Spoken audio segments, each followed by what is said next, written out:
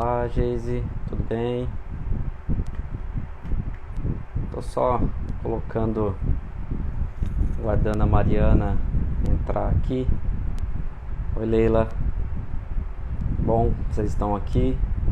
Conversar um pouco sobre saúde mental em momentos tão delicados quanto esse que nós estamos passando agora.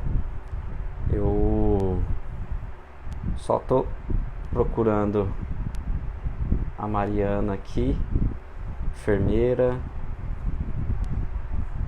também que vai participar da nossa live. Tô guardando ela. Tudo bem, Jéssica? Bacana. Eu tô adicionando aqui. Já começo a conversar com vocês. Tudo bem, Canda? Pieira, legal. Aqui, Mariana, você chegou agora para eu te colocar na conversa, pra gente começar a trabalhar.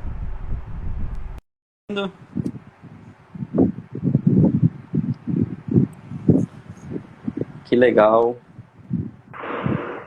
Olá! Olá! Tudo bem? Tudo bem, Mariana? Boa Tudo bom? E tarde. você, Lucas? Boa tarde. Tudo jóia. Tá me ouvindo bem aí?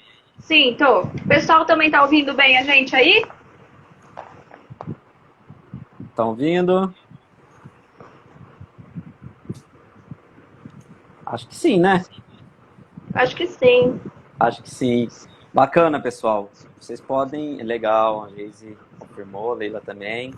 Joia. Pessoal, podem ir participando, interagindo com a gente.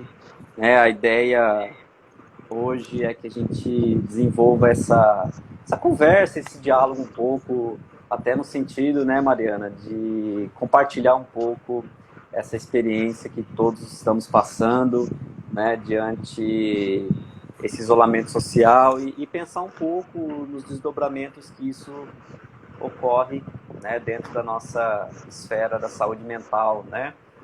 E como alguns já sabem, né, eu e a Mariana somos já uma parceria aqui, tanto da faculdade, quanto também de cursos que nós realizamos juntos, e a gente pensou, né, Mariana, no quanto que talvez seria um momento para ampliar um pouco essa discussão e chamar as pessoas para conversar sobre isso, né?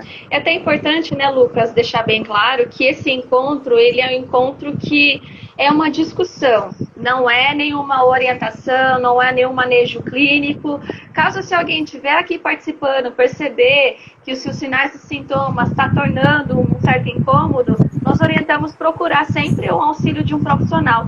Né, que hoje a gente está tendo vários projetos aí até muito mais acessíveis, de forma gratuita, não somente aqui na cidade de Presidente Prudente, mas no Brasil como um todo, porque todos os profissionais, inclusive da área de saúde mental, estão bem envolvidos com relação a essa causa. Isso aí, né? E precisando também de recomendações, né?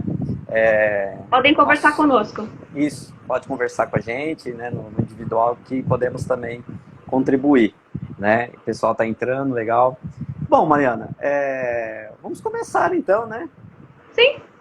Eu estava lendo um jornal, no jornal, uma matéria que você publicou sobre essas questões dos desdobramentos em saúde mental, um pouco dessa vivência desse isolamento.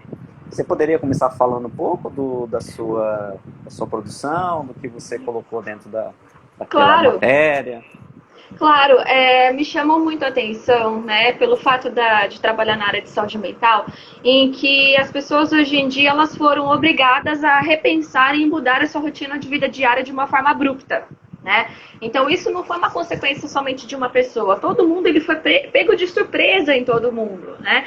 E aí o que aconteceu? Antigamente nós tínhamos algumas situações que justificavam, né, dentro dos nossos N compromissos, então a nossa vida corrida, e muitas vezes isso permitiu de que nós não consigamos ter esse tempo maior para poder repensar de como nós estávamos realizando as nossas atividades. Na realidade, nós estávamos apenas preenchendo, muitas vezes, né, a nossa rotina, com determinadas funções e que a gente não conseguia prestar atenção nas próprias emoções nossas, né? E que o que me veio muito forte é que ainda nós temos a seguinte situação de que eu preciso controlar as minhas emoções. Ninguém precisa controlar emoção nenhuma, e não existe emoção boa e ruim, né? E é importante a gente lembrar isso, porque senão fica todo mundo pensando de que a tristeza, a raiva, esse desconforto é uma coisa assim, poxa vida, que saco, né? E, na realidade, é a forma como a gente está podendo ver, né, toda essa forma. Porque as emoções que eu falei assim, ela pode ser boa ou ruim, ela pode ser agradável ou não, ela pode ser desagradável ou não. Depende da forma como nós estamos aprendendo a lidar com o inevitável da vida. Né? Então, eu acho legal. Pode falar. Eu achei legal você colocar essa questão do inevitável da vida. Acho que até para todo mundo, para as pessoas que estão passando por essa situação, né, entender que tem um contexto de um lugar onde nós não podemos controlar, né? Que às vezes não é só uma questão individual agora, né? O quanto que o problema, a angústia, o medo, essas emoções, né, Mariana, que você colocou, são emoções agora de um coletivo, de um atravessamento de vivências que passam não só por mim, o sofrimento só meu, né, mas também dentro de uma perspectiva maior, né? Sim, e até olhando, né, alguns autores que falam um pouco sobre isso, eu achei incrível uma frase que anotei tudo aqui, né? Sou das antigas, adoro anotar no caderno. Eu coloquei assim, que a frase de Viktor Frankl, ele fala, entre o estímulo e a resposta há um espaço. E nesse espaço mora a nossa escolha. E aonde eu gostaria de fazer um link da importância nesse momento da gente conhecer uma situação que até está um pouco na moda, né? Que é a famosa inteligência emocional, que é a forma de como eu estou tendo esse olhar, como eu estou conhecendo as minhas próprias emoções e como eu estou gerindo elas. Sim, isso é algo realmente muito importante. E eu acho que é interessante, Mariana, antes de talvez a gente discutir um pouco dessa questão, como você coloca, vamos dizer, da gestão das nossas emoções, de que a gente possa compreender, e fundamental, até estava tendo agora de manhã, hoje, uma supervisão com os alunos, debatemos sobre isso, né, de que óbvio que em nenhum momento nós pretendemos diminuir o medo das questões financeiras, o medo das questões de trabalho, né, que isso atravessa bastante. Mas eu estou percebendo muito esse movimento, né, das pessoas, desse controle das emoções. Eu acho que é legal a gente ampliar isso, né, Mariana, porque nós percebemos, né, que hoje as pessoas na nossa sociedade visivelmente que o desconforto emocional é algo a ser erradicado, é algo a ser afastado, é algo quase que se fosse uma ameaça, né, dentro da nossa sociedade. E hoje, né, vamos pegar Bauman, que vai falar da sociedade líquida, que vai trabalhar bastante com essa questão do imediatismo. E eu estou percebendo muito isso, né, com a quebra da rotina, e aí tem vários autores também que vão discutir sobre isso, né, que vão falar que nós somos consumidos pela nossa rotina, né, a nossa rotina de vida, a nossa rotina dessa busca desenfreada, dessa falta de tempo, né, de uma certa forma nos distancia daquilo que são os nossos sentimentos, aquilo que também são as nossas emoções, né? Então, eu estou percebendo um pouco com essa questão do isolamento social, né, é evidente que a falta de rotina, ela causa sofrimento, mas eu estou percebendo muito também essa questão de um sofrimento por estar consigo, né? E que tem muito essa relação que a rotina nos pega, né? Então, essa mudança, esse novo formato de estar dentro de casa, vamos assim dizer, dentro de uma casa interior também. Eu acho que dentro de uma casa das suas próprias emoções. né? Então, é evidente que o desconforto passa por aí. E às vezes, eu não sei se vocês estão observando, né? E você também, Mariana, esse movimento, muitas vezes, do não parar, de você continuar em casa, mas assim, não pare, né? Você pode continuar em casa, mas faça cursos, continue estudando, faça EAD, e que não sei o quê, faça curso gratuito, vai buscar, me parece. Ou seja, acaba tentando, né, preencher ainda todo momento com atividade. Exato, né? Exatamente, né? Então, eu acho interessante quando você começa a falar dessa questão da inteligência emocional, que vai passar necessariamente pelo desconforto também de estar só. Não só pelo desconforto das ameaças e dos medos que nós estamos enfrentando, né? Mas também de olhar para si, né? Para suas questões, porque está evidenciando enquanto sentimento nesse momento e permitir, né? Eu acho que nós podemos, nesse momento, permitir ter medo. Eu acho que permitir ter angústia, permitir ficar triste, né? Não estou falando das ideações suicidas, não estou falando desse nível. Mas como passar por tudo isso sem sentir tristeza, né? Então me parece que às vezes as pessoas estão um pouco nesse movimento. Eu não sei se você percebe isso também. Sim, e no sentimento também, que até discuti isso na minha última live, que nós falamos um pouco sobre a questão da catarse, né? De que é catarse, né? É um movimento lá já descrito desde Aristóteles, em que as pessoas utilizavam, né, alguns eventos como uma forma de expulsão. E antigamente era uma consideração meramente espiritual. Hoje, pensando isso na atualidade, é de que o que nós observamos é que as pessoas querem algum evento, catastrófico ou não, e acabam aproveitando aquele evento e fazendo com que ele seja de catarse. Ou seja, eu coloco tudo aquilo que eu estou sentindo como uma forma de jogar em cima, né, daquele evento. Então, o que eu tenho observado também bastante é de que qualquer coisinha hoje em dia está sendo como um disparador para que as pessoas vomitem suas emoções, né?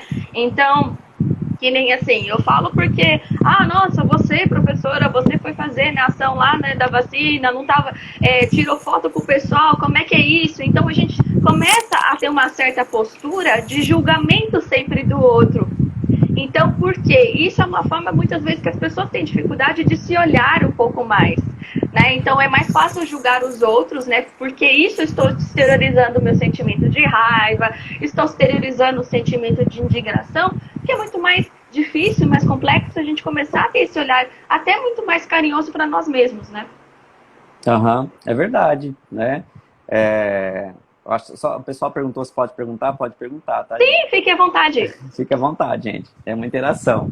Eu achei muito legal esse exemplo que você colocou, né? De olhar para aquilo que nós sentimos, para aquilo que nós pensamos, para esse desconforto, né? E buscar esse caminho, vamos dizer, do afeto, talvez, né? Talvez do caminho da percepção do outro, né? Do caminho de uma relação, né? Das pessoas mais saudáveis, né? Eu achei interessante que você colocou, né, um dia antes, quando a gente estava organizando essa live, de como você colocava essa questão da... A pessoa fez uma pergunta aqui. Nós já vamos falar mercado, sobre isso. Agressivas, né? As pessoas agressivas dentro do mercado, né? Acho que era um pouco disso que você estava dizendo, né? Sim, é a questão da agressividade, mas assim, a agressividade é uma das formas. Lembrar que a agressividade é o comportamento, ele não é uma emoção, né? Então, acho que a gente precisa também começar a ter esse olhar um pouco maior.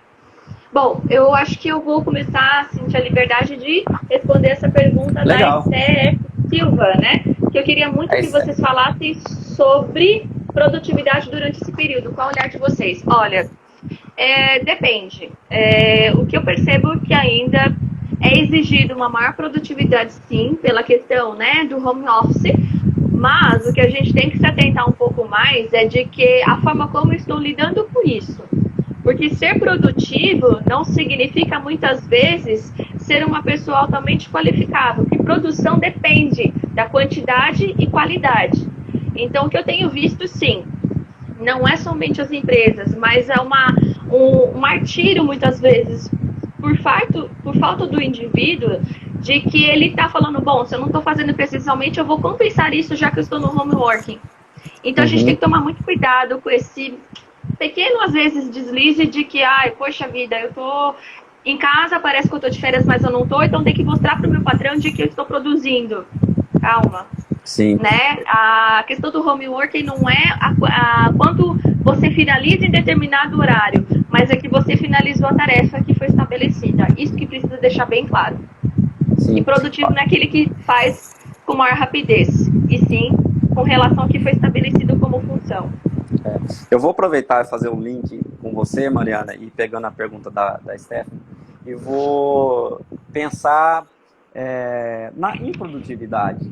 Né? Eu acho que vou fazer um contraponto, né, no que você está colocando, que eu achei importante, mas de como nós nos relacionamos com a improdutividade. Sim. Né? Porque é óbvio que a estrutura, né, a forma como nós trabalhamos, as nossas vidas, elas são baseadas, né, em critérios produtivos, em critérios de tempo, em critérios muitas vezes relacionados com ser produtivo. Né? Só que quando a gente pensa em produtividade, se a gente está falando em saúde mental, o que nós podemos produzir enquanto relação consigo mesmo, enquanto relação dentro de casa, enquanto relação com o trabalho, enquanto relação com as emoções. Porque é óbvio que vai haver uma improdutividade no sentido do contexto de mercado. Né? Ou seja, estou lendo somente. Né? Com certeza, eu acho que isso, né, é inevitável e não estamos aqui para falar de economia, né, não sabemos sobre isso, mas eu fico pensando o quanto que nós damos conta de serem produtivos, né, mas de uma improdutividade que é o inverso daquilo que é cobrado para nós. Né? Então nós temos relatórios, tem que fazer, de repente a gente se depara, né, com uma improdutividade. E aí, o que naturalmente, como a Tainá coloca, né? Aí vem a tal da angústia. Né? Porque finalmente você deu espaço para que ela existisse. Porque a canseira da vida, né? Tem o Leandro Carnal fala disso, o Bauman também fala disso, né? Que eles vão dizer que não é que a gente tem mais informação. É tanta informação que beira a desinformação, que beira o cansaço. Né? Então, exatamente, nós, né, como a Camila está colocando, eu acho que uma questão de uma produção de uma perspectiva econômica, ok, mas como que nós podemos produzir para nós, para nossas famílias, né, nesse sentido? Então, qual que é o medo, né, como a Camila colocou, de ser improdutivo? Né? Então, acho que isso é uma questão, né, que passa por esse momento. Tem uma perguntinha aí, Lucas, que gostaria de perguntar do Douglas. Gostaria de perguntar sobre o respeito para com a felicidade e tristeza das pessoas, uma vez que a exposição no Instagram, e eu acredito nas redes sociais, né, está maior, muitas vezes essas demonstrações podem ser mal interpretadas. E aí? Principalmente a felicidade, né, que ele coloca. Como se fosse que nesse momento nós não poderíamos exercer, né, o direito de estarmos felizes também. Sim. Com quarentena. Sim. Acho que essa é uma questão, né, quando o Douglas coloca. Primeiro que as redes sociais em si, elas já são um pouco difíceis de lidar quando o assunto é tristeza, né? Porque nós percebemos um movimento muito grande, né, de modelos ideais, né? Eu vou falar agora um pouco como, por exemplo, como pai que está com o filho em casa, né, que está ajudando as atividades. Sempre ajudei, mas agora sem escola, eu trabalhando de home office, por exemplo, eu vejo um batalhão de páginas no Facebook, no Instagram, sabe, de pessoas trocando, então, atividade, sabe, você tem que ser obrigatória, você postar, você mostrar, né, qual que é o problema, né, de a gente entender esse momento também numa perspectiva no sentido de você estar ali com seu filho, fazendo uma atividade, fazendo um almoço, um jantar, sem que isso necessariamente precise ser publicado, né? Porque óbvio que nós podemos ter um dia horrível e focar em 2 minutos que deram certo, né? E isso cria uma massa. Eu acho que eu me preocupo um pouco com essa cobrança de que a quarentena ela tem que ser feliz, sabe? Ou Desculpa, também mas... de que tem que ser feliz, de que tem que ser tudo mil maravilhas, né?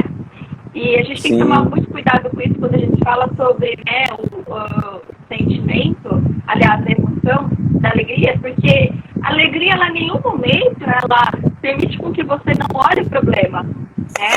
Ela é a capacidade de você ver aquilo que é algo de bom e aquilo poder ter uma força, né? Que você consiga lidar com aquela situação. Então, isso que a gente tem que tomar muito cuidado. E a rede social, ela permite com que realmente a gente não possa compartilhar, né, situações de medo e tristeza, né? Então, sim, porque ninguém gosta de lidar com situação de tristeza. Infelizmente, a gente ainda tem essa classificação que tristeza, medo, raiva são sentimentos ruins, não são. Muitas vezes na tristeza que a sim. gente consegue realmente olhar, né, a nossa grande fortaleza, né, e que nem a Camila está falando, né, tem que ser feliz e produtivo. Você não E precisa ser produtiva, né? feliz, você não precisa ser necessariamente produtivo. E tá tudo bem. Sim. É, acho que é que nem a Camila falou, né? Essa cobrança que nós estamos tendo também, né? Ela nos força. Eu acho que coloca a gente numa situação disso que você, quando você começou, Mariana, de controlar as emoções, né? Uhum. Então, acho que controlar as emoções, né, me parece um sentido de controlar o mal-estar, né? Então, controlar o mal-estar, né? Acho que alguém anteriormente aqui falou da questão de abraçar as emoções, né? Sim. Eu acho que controlar emoções, né, não é nos negar o sofrimento ou ser feliz. Controlar as emoções é, vamos dizer assim, permitir e se conhecer, né? De repente, a oportunidade de olhar e falar assim, opa, parece que tem coisas aqui que eu preciso ver, né? É digerir o processo. É como se fosse eu estar pegando um McDonald's e estar comendo, principalmente preciso mastigar ele muito bem e começar meu corpo também a digerir. E o que é importante também falar, né, Lucas? Porque vocês da área de psicologia são muito cobrados em relação a isso de que, olha, eu estou fazendo terapia, eu vou resolver todos os meus problemas de uma forma imediata, e não é bem Uhum. assim. Você começa a rever o que há por trás dos sentimentos, das emoções, o comportamento que está interligado, situações de crenças em que você começa a quebrar e construir umas outras, né? Então, assim, Sim. uma série de outros elementos que não depende do psicólogo. Aliás, o psicólogo ele sempre vai direcionar a questão de você ter uma maior reflexão. Mas a questão, né, do protagonismo, do poder mesmo, realmente, se for o caso de mudança, é do indivíduo que está se Uhum. submetendo a um processo de terapia. Isso é importante a gente lembrar, porque nenhum psicólogo, nenhum psiquiatra, nenhum profissional da área de saúde mental faz milagre. Sim, é verdade. O Lucas Magalhães colocou uma pergunta aqui. Boa noite, Lucas. E aí, Lucão? Esse Lucas a gente estudou junto, nos formamos junto, moramos juntos, né? Legal, Lucas, você aqui, cara, saudade. Me pergunta, né? A quarentena pode dar outras percepções da família para com a escola? Sim, né? E eu vou pegar agora, né? Fazendo doutorado e estou trabalhando com as questões da parentalidade, as questões familiares. E recentemente, Lucas, eu fiz uma pesquisa que teve uma participação bem interessante de número de pessoas significativas que responderam sobre as questões exatamente nesse período, como estão se relacionando com a escola e com o filho em casa. E foi tão interessante porque, claro que as respostas foram variadas, mas teve algumas respostas, e uma que me chamou a atenção, que reflete isso que você colocou, que teve um participante, né, da pesquisa, que tem filhos, enfim, que colocou que está descobrindo que tem filho, né? Que está descobrindo o papel e a função. Né? Muitas pessoas, Lucas, estão colocando, dentro das conversas que nós estamos tendo, uma percepção do papel. Então, em relação à escola, porque muitos, né, eu acho que tinha muito, as pessoas brincaram bastante, né? Nossa, né? As pessoas, é fácil dar aula, né? pai sofrendo, né, para fazer atividades com filhos, então muitos estão repensando, né, essa percepção e a função em relação à escola. Mas muitos também estão entrando em conflito. Muitos estão não conseguindo mesmo assumir esse lugar, não conseguindo repensar essa situação. Eu acho que a quarentena, na perspectiva da escola e da família, vai ser inevitável que as pessoas elas se olhem mais.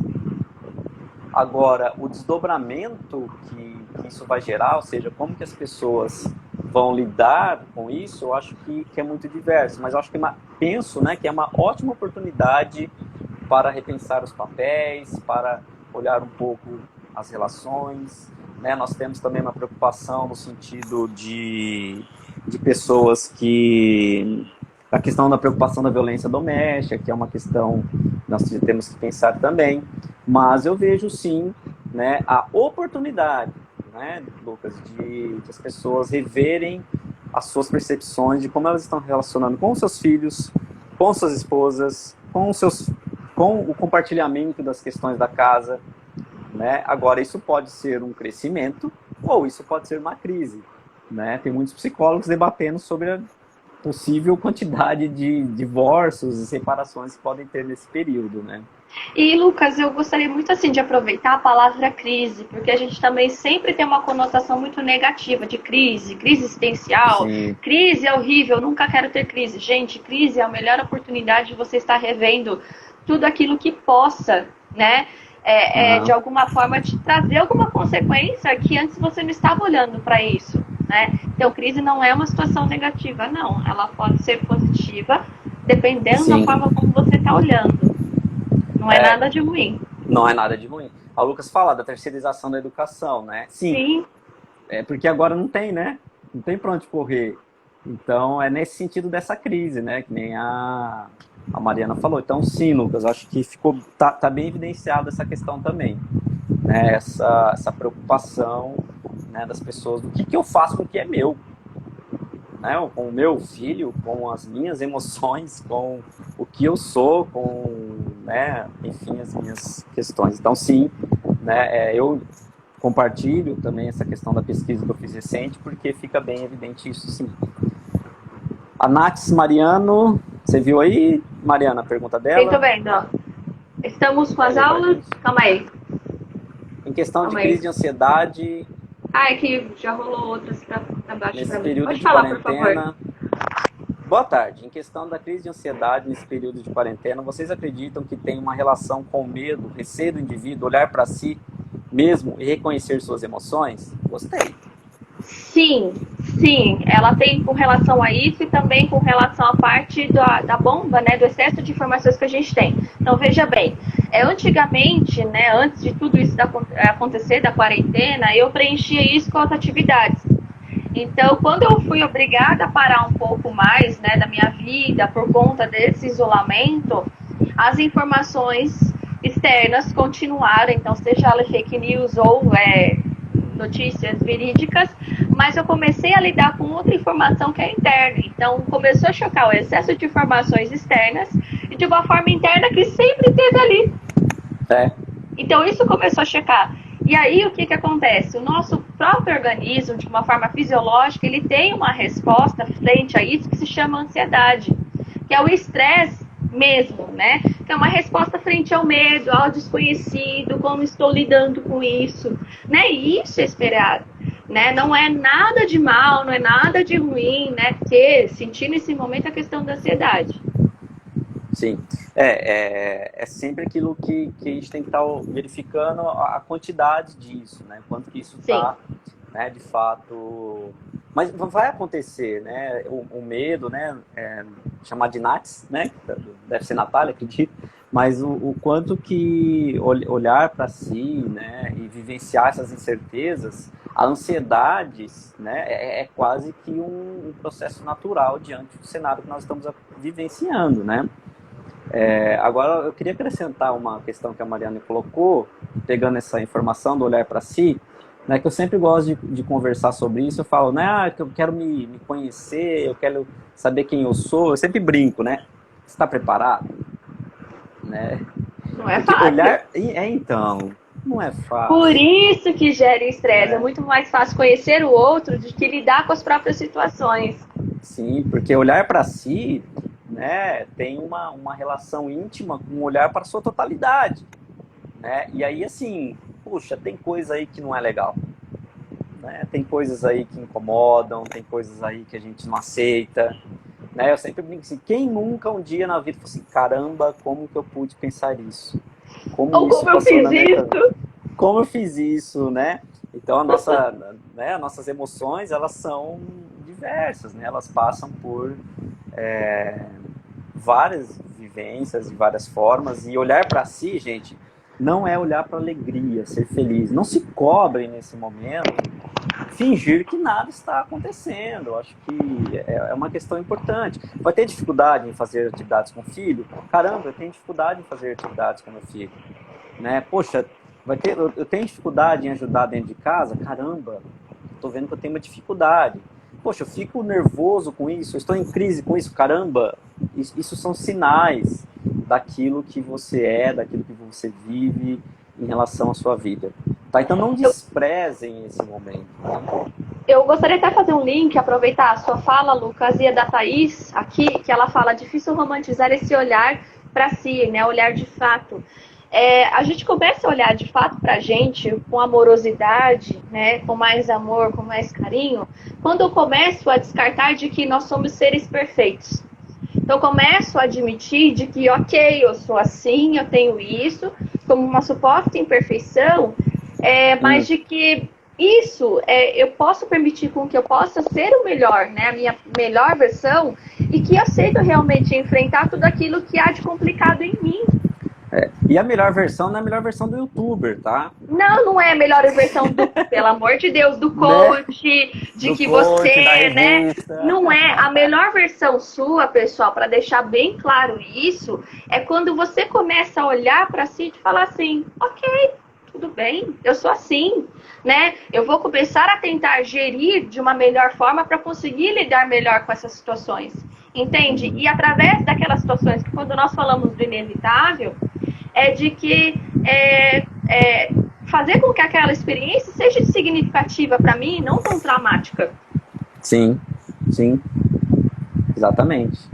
Tem uma E pergunta do que Matheus. nem, não que nem assim, olhar para si, como que nem você falou mesmo, não é olhar para a felicidade em si, e sim a minha totalidade como indivíduo, é isso. A gente Uhum. começar a olhar um pouco mais nesse complexo, né, que cada um é. Sim, nesse complexo que cada um é, perfeitamente. O Matheus coloca aqui, queria saber a opinião de vocês sobre o sentimento de saudades da família nesse período de quarentena. Ah, a Leila colocou uma questão da escola, só para a gente encerrar esse assunto da Da escola, acho que escola. isso que ela colocou legal, né? De que estão sendo realizadas atividades não presenciais e os pais estão desesperados. Acho que isso linka também com o que o Lucas colocou, né, Leila, da dificuldade dos pais serem mais envolvidos e participativos no sentido da aplicabilidade da educação formal, né? Eu acho que casa um pouco o que o Lucas colocou também, dessa confusão entre educação e escolarização, a escola enquanto campo de educação formal, né, de uma estrutura, e a família enquanto um campo de um outro tipo de relação. Né? Então, eu vejo também, Leila, esse desespero das atividades pedagógicas, porque ela está distante da vivência que os pais eles estão tendo com seus filhos. Né? Então, esse desespero, eu penso que ele pode ser trabalhado de uma forma, de uma ampliação da discussão sobre a função e o papel dos pais dentro da escola. Então, é uma crise boa para todo mundo, se a gente partir do pressuposto do crescimento. E aí o Matheus perguntou sobre a questão da família nesse período de quarentena, né? Saudade. Como que a gente... Saudade, né? O que nós fazemos com isso? Né? Eu E aí, acho a gente isso... joga fora a saudade? Será que é ruim sentir saudade? Vocês acham? Não é, gente, né? É um sentimento esperado, a saudade. E eu acredito que cabe a cada um encontrar de como vivenciar essa experiência, né? Entender que a gente vai chorar, entender que a gente vai lembrar de coisas boas, de coisas ruins. É viver o estado presente mesmo, né? É o que aquela lembrança, né, daquela situação, o que ela traz para você? Uma situação confortante ou não? E digerir, tentar digerir isso, né? E se você sente saudade, né, que o Matheus colocou, diga que está com saudade. Acho que aí a gente pode usar É toda a ferramenta importante. tecnológica. Reconheça a sua saudade, eu acho que permita a sua saudade, fale com quem você está com saudade. Nós sabemos que tem a questão dos idosos, né, que acabam sendo uma situação mais complicada por conta do grupo de risco, da maior vulnerabilidade, e que fica mais difícil também, né? Então, eu fico pensando de, talvez, para essas pessoas, se elas souberem que tem pessoas familiares pensando, que estão envolvidos, que estão preocupados, eu acho que o sentimento de cuidado nesse momento, ele não precisa ser físico, né? O sentimento de cuidado, ele precisa, né, passar por uma outra perspectiva, sob um outro olhar, e não só esse do abraço físico, né? Mas também não vejo problema, né, em ter saudade, né? Demonstre, legal. E que bom tá sentindo saudade. O Thiago... Ô, Thiago, tudo bem? Legal. Eu tenho medo, né? Eu penso que o medo, ele tá numa situação muito presente nesse momento, né, Mariana? Acho que eu queria até ampliar um pouco isso, porque existe um medo nosso, né? Existe um medo coletivo, existe uma preocupação. Nós, de uma certa forma, nós estamos assistindo aos outros países, tudo que está acontecendo, né? É visível, não adianta, a gente não vai entrar em critérios políticos aqui dentro da nossa discussão, mas é visível que há questões políticas importantes, né? É visível que essas questões estão atravessando a nossa vivência nesse momento. Afinal, só aproveitar que nós estamos numa crise mundial, e todo momento de crise nós temos nossas perdas e nossos ganhos. Pode voltar, Lucas, eu não tinha que falar isso. Nós temos nossas perdas e nossos ganhos. É visível, né, que nós estamos com muito medo de perder, né? Claro. Perder pessoas, perder dinheiro, perder trabalho, né? Então, Thiago, eu vejo que esse medo, né, ele não precisa ficar obsessivo, mas eu até tinha conversado com a Mariana de a gente conversar com vocês no sentido de focar as questões de informações, filtrar, maneirar, colocar uma rotina diária no sentido de hora para ver notícia, escolher as fontes confiáveis, gente, né? Vamos tomar cuidado com correntezinha de WhatsApp, com áudio. Eu sou o médico infectologista do Albert Einstein, aqui estão tudo tranquilo, não temos que fazer isolamento. Tomar cuidado, né? Porque qualquer áudio qualquer um faz, videozinho qualquer um faz, então...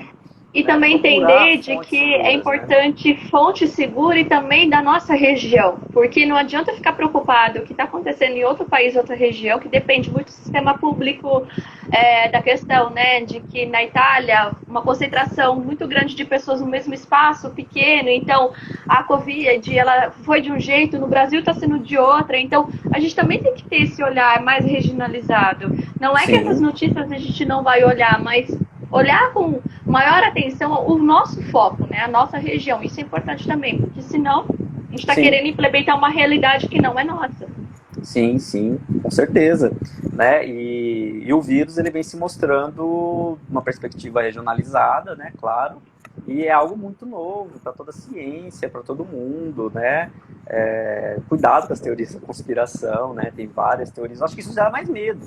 Acho que as incertezas políticas dão medo, as discussões, os conflitos políticos que a gente está percebendo, dá insegurança, né? Então eu acho que é um outro momento de que a gente possa, Thiago, compartilhar com nossos pares sobre os nossos medos.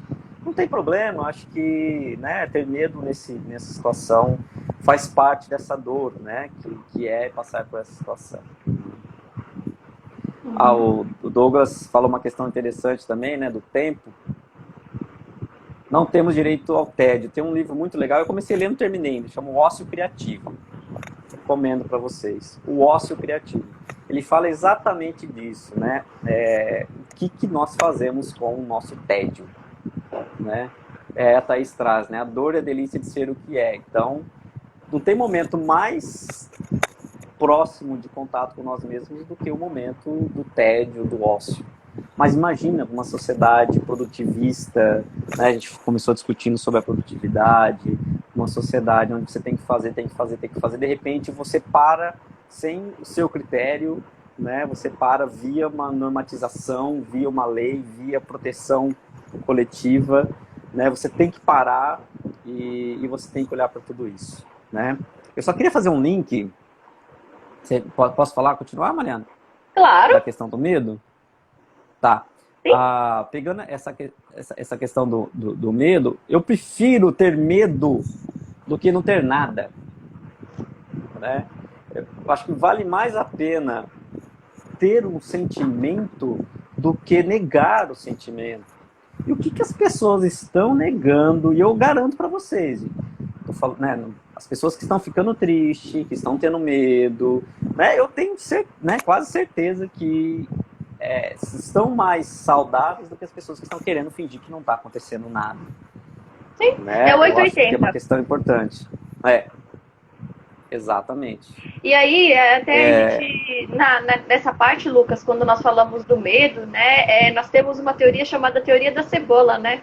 Que nós somos em camadas. Então é importante começar a entender o que o medo, pra mim, tá me causando.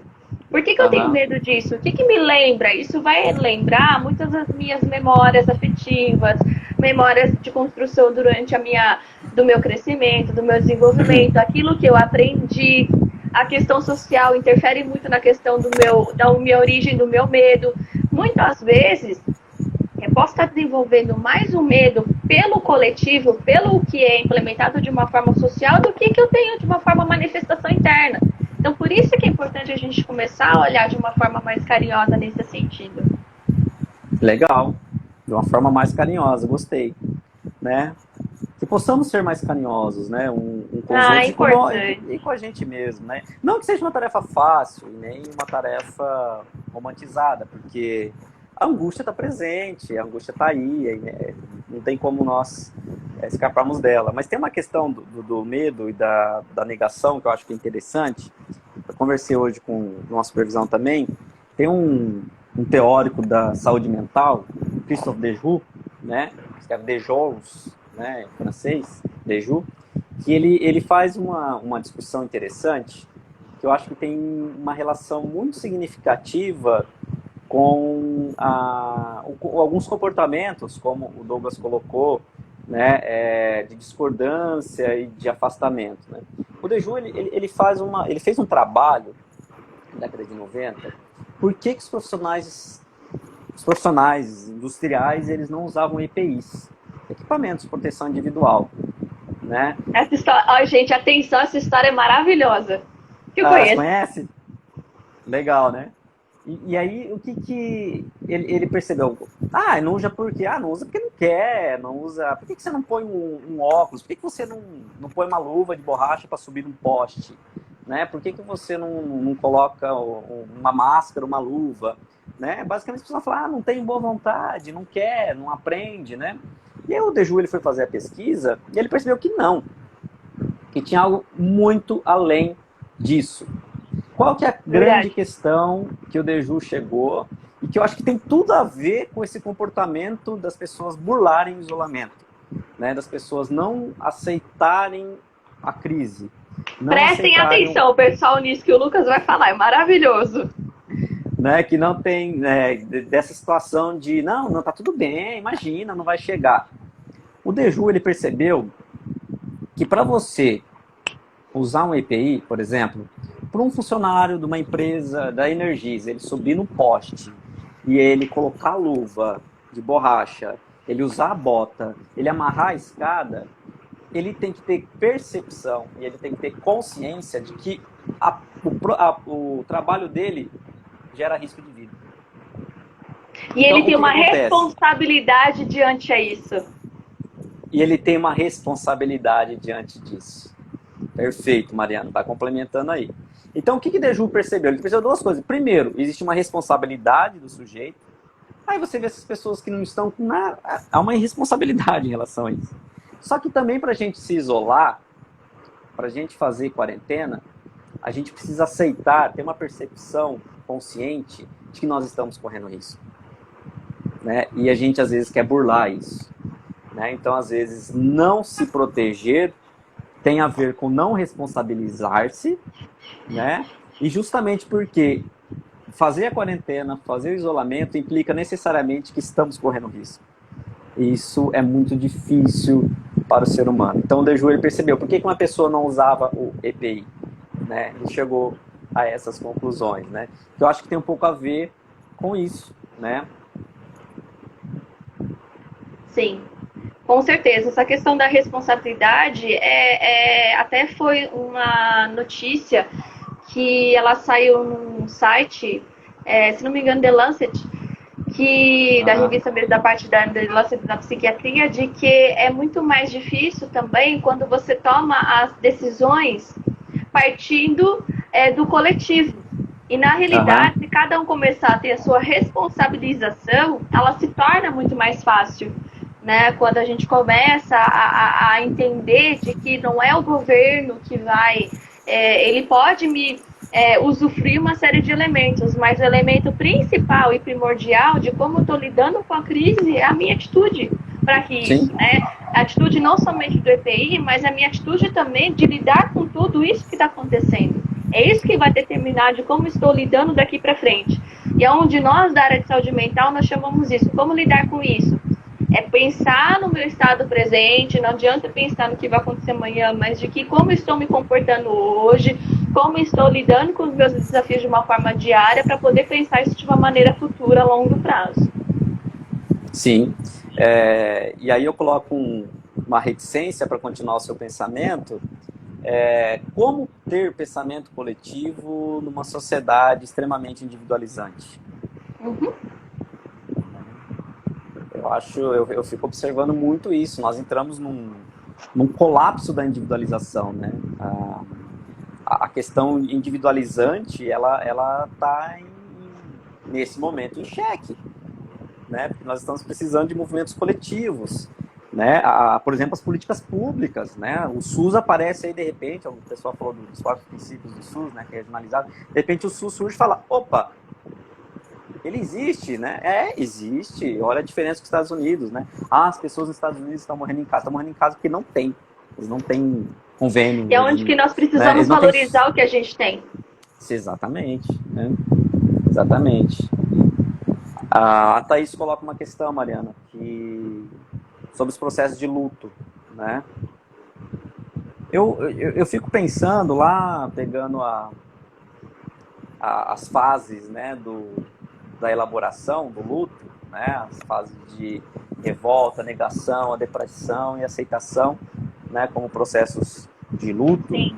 Né, eu acho que tem vários lutos aí, né, Thaís, envolvido. Tem um luto de perdas de pessoas, né, que o processo, por exemplo, né, vocês estão acompanhando, mas respondendo já um pouco da pergunta da psicologia hospitalar, que as pessoas perguntaram, né, tem muita gente que, em caso de morte por suspeita de coronavírus, o caixão é lacrado, é imediato o enterro, o velório só para 4 pessoas. Isso já influencia muito esse processo de luto, porque você não vê o corpo, você não passa por todo aquele processo psíquico necessário da elaboração. Então eu vejo que isso já é um problema. Agora nós estamos tendo muitas outras perdas também, né? Relacionamentos de trabalho, emprego, enfim, crises financeiras que são processos de luto. Então, o que eu entendo que as pessoas vão passar lá por aqueles processos, né? Da depressão, da revolta, né? Para chegar no enfrentamento. Mas como você disse, o luto é um processo. Entender também, gente, que o processo do amiguinho é diferente do meu, que é diferente do outro amiguinho. Cada um vai lidar com o problema da melhor forma possível. E a gente precisa também valorizar de que nós temos as 5 fases para quem não é da área, né? Que é a questão, né? Vamos lá recapitular, Lucas? Nós temos a questão, né? A primeira fase da raiva, né? Depois seguida a questão da barganha, a terceira... Depressão, depois a elaboração, que é luta e luta. Elaboração, né? E a questão da aceitação. Então, todo mundo vai passar por essas 5 fases, só que cada não um necessariamente pode, na mesma ordem, né? não da mesma ordem, e também pode acontecer também eu demorar mais em uma e ir para uma outra mais rapidinho. Então, gente, cada um tem seu processo. Então, não adianta, quando a gente fala de compartilhar emoção, é falar assim, é o que nem a gente está falando aqui, né? A minha experiência, aqui, como eu estou lidando da melhor forma possível, porque às vezes essas experiências eu consigo, né, fazer com que isso me ajude, me dê um certo conforto. Mas o processo, gente, a gente tem que entender que cada um tem seu próprio processo. Querendo ou não, a gente vai ter que passar por isso. Sim. Eu vejo isso importante. Gente, a gente vai passar por isso, né? Vai passar. E já está passando também, né, Lucas? Sim, todos nós, né? Outro dia eu estava conversando isso vai passar. Com umas pessoas, assim, porque eu via muito isso, né? Esse movimento de desvio da situação. Né? Não tem como desviar da situação. Né? A situação ela vai ter que ser enfrentada e ela é muito incerta. Né? Eu acho que por isso também do medo, da ansiedade, porque a gente não consegue ter uma perspectiva ainda do que vai ocorrer.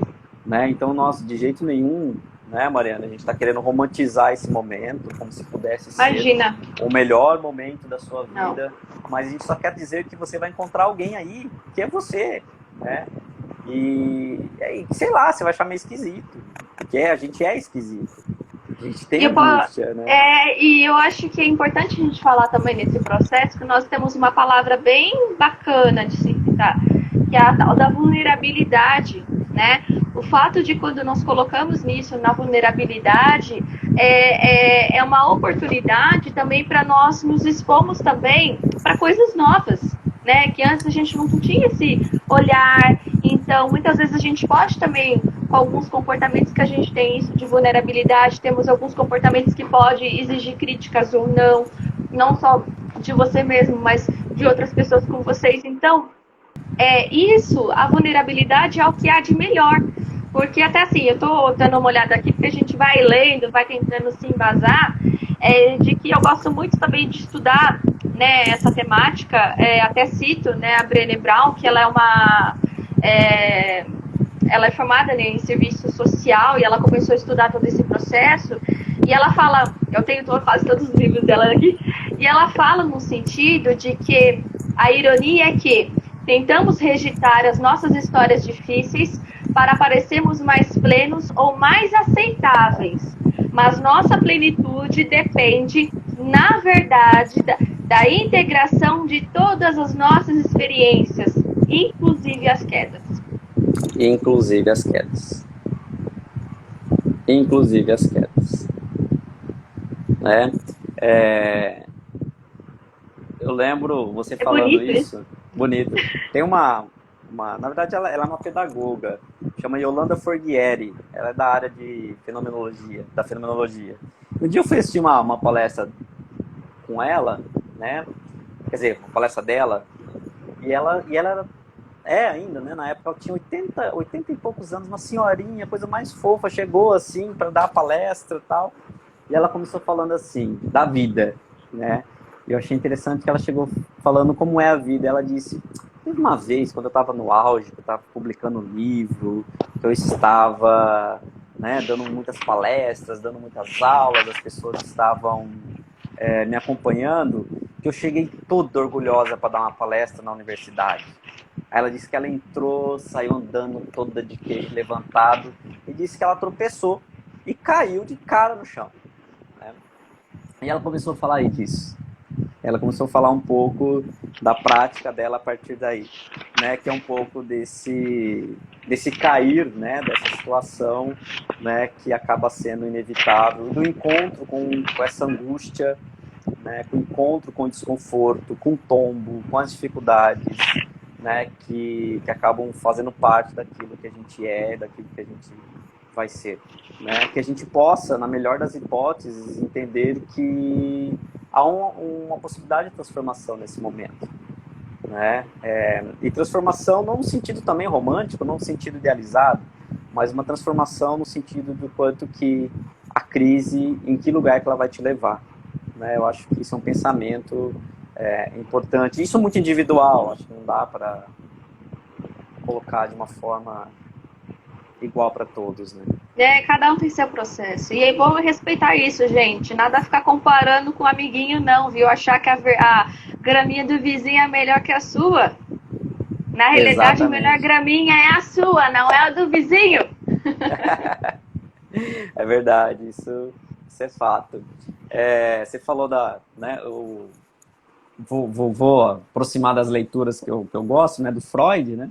Freud, só lembrar, Lucas, que nós temos, acredito, acho que em torno de mais ou menos uns 5 a 6 minutos para terminar, viu? Nossa, então vamos, eu já estava empolgado aqui. Bom, vamos encerrando então, né?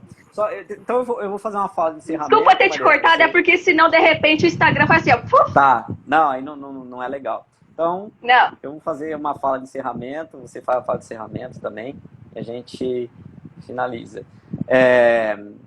Vou pegar Freud, então, quando Freud, em Mal-Estar na Civilização, ele vai dizer, né, vai fazer todo um pensamento, uma estrutura de sociedade, que ele vai dizer que o mal-estar, ele é humano, né?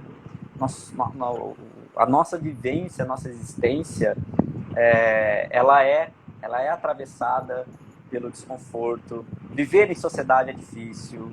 Nós vamos fazer, viu, pessoal, mais lives. Viver em sociedade, Sim. Viver com o outro é difícil, né? A vida não é fácil. Então, que a gente possa entender isso como um momento que atravessa nossas vidas, né? E finalizando, pensando em saúde mental, eu acho que essa é uma possibilidade, né? De que saúde mental não se compra em farmácia, saúde mental não está pronto, né? A nossa saúde mental ela é atravessada por questões biopsicossociais, políticas, econômicas, né? Então eu acho isso muito importante. E que não é tarefa fácil, realmente, né? Que bom que vocês participaram, fiquei muito feliz com a presença de vocês. Obrigado, Mariana. Foi mais uma vez maravilhoso estar aqui fazendo essa conversa. Adorei, pessoal. Pode falar. Só isso. Oi? É que travou. Só isso. Bom, pessoal, eu gostaria até que vocês colocassem sugestões aí, né, do segunda live que nós vamos fazer. Então, Lucas, vamos nos convocarmos. Então, assim, nós gostamos desses momentos, então podem colocar sugestões aí que nós vamos nos dedicar em relação a isso. E eu gostaria de encerrar com a fala que eu iniciei, né, hoje, de que eu aceito não ser perfeito, eu quero ser o meu melhor. Quando eu quero ser o meu melhor, é quando eu aceito enfrentar tudo aquilo que há de complicado em mim. Então, lembre disso. Nós somos seres complicados, nós somos seres complexos e tudo bem. Tá ok? E nós vamos passar por tudo isso.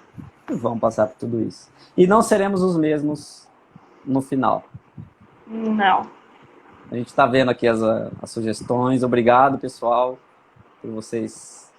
Sigam, né, o Instagram, né, do Formação e Saúde, do Lucas, né, que é um instituto muito bonito, que faz um trabalho belíssimo. E também podem me adicionar aí no Mariana Vastag também, que nós estamos divulgando as informações na área de saúde. Isso. Beijo, gente. Até mais, Mariana. Um beijo, saudades de vocês. Saudade, viu, Lucas? É bom a gente matar esse momento, viu? Abraço bem apertado para vocês, tá bom? Abraço. Ótimo contar com você, hein, Lucas? Valeu. Beijo, gente. Até mais. Tchau. Eu não sei.